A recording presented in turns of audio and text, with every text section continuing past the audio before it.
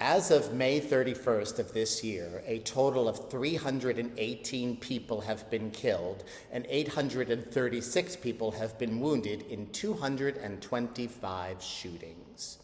And making matters worse is that when a shooting occurs that the media bothers to pay attention to, politicians default to talking about gun legislation and mental illness.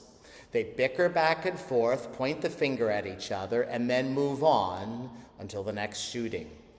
We need to change the conversation. Are gun legislation and mental illness relevant issues when it comes to shootings? Of course. But there are other aspects of shootings that rarely or never get addressed.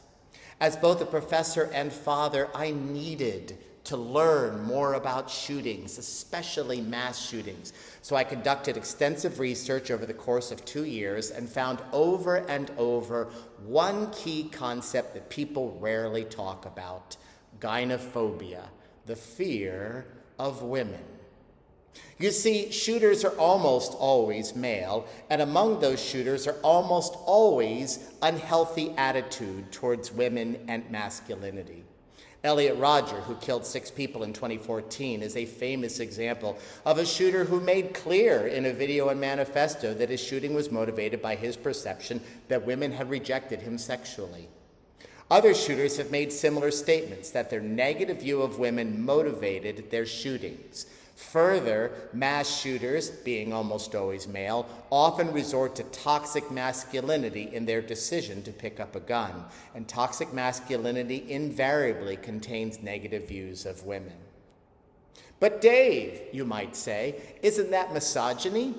Gynophobia is really a more accurate term. These men may ostensibly hate women, but underneath that hatred lurks a fear of the power and agency and independence of women.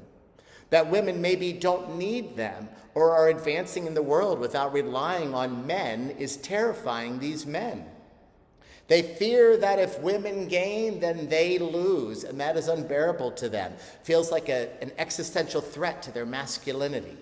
After all, the distorted logic goes, men need to be dominant, even if being dominant means picking up a gun. As a nation, we need to address gynophobia. In classrooms, houses of worship, and on social media, we need to address this fear and teach men a different way of being men, one that is not threatened by powerful women. We need to teach men that a real man does not fear women's success, but cheers it on. Then shootings will begin to decrease. Thank you.